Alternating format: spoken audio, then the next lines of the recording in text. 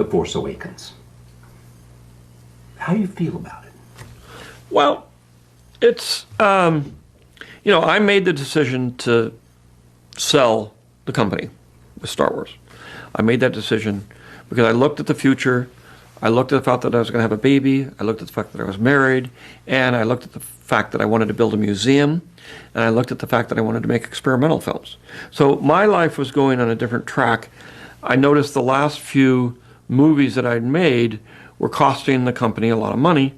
And I didn't think that was fair to the people that worked there or the company.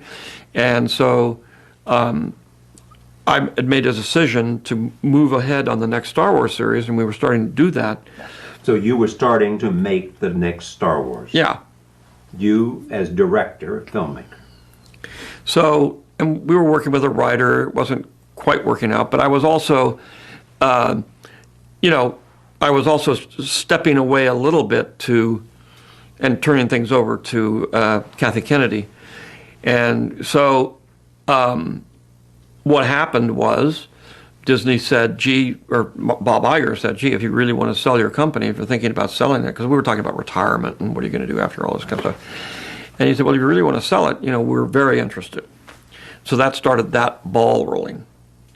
And I knew from, and I had the story treatments or, outlines, and we were working on scripts. And so I sold it, but I knew when I sold it, I said, I've tried to make movies where I step away, to sort of Empire and Return of the Jedi. Right. And after about a couple of weeks, I knew I couldn't do that. I had to stand over the shoulder of the director, help him, whisper in his ear constantly, no, do this, do that, and be there to help guide it. And it was much harder than if I had just directed it myself. J.J. Abrams? J.J. Abrams. He's a good director, and he's a good friend, and all this sort of thing. But he's also a top director, his own company, and all this other stuff. And Disney, who was a little nervous. One of the issues was the first three movies had all kinds of issues. They looked at the stories and they said, we want to make something for the fans. So I said, all I wanted to do was tell a story of what happened.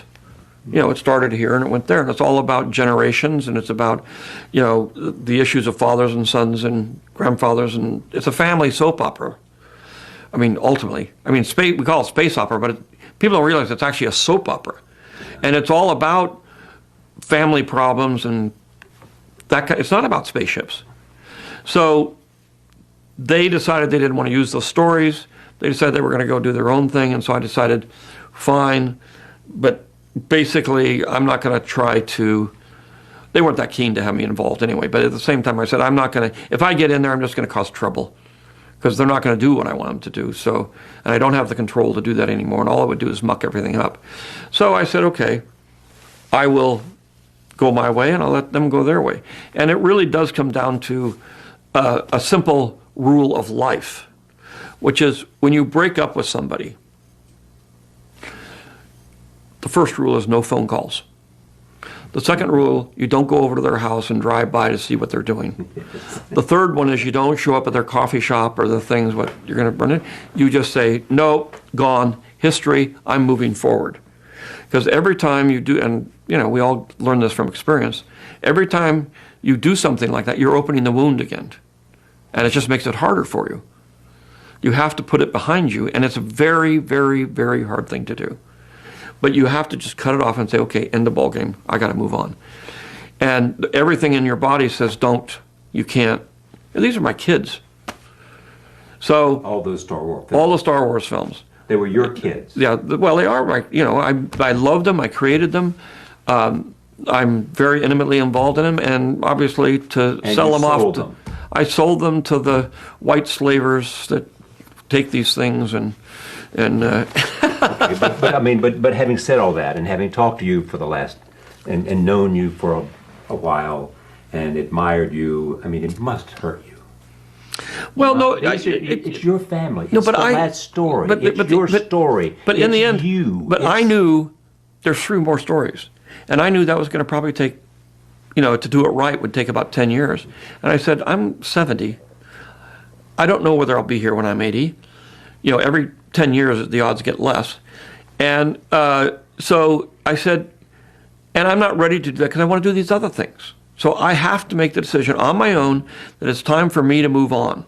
So it wasn't like they were taken away from me or they were and they felt they knew, they wanted to do a retro movie. I don't like that. Every movie I worked very hard to make them different. I make them completely different with, different planets, with different spaceships, with different, make it new. Well, guys, what are your thoughts on George Lucas and what he thinks about the Disney trilogy?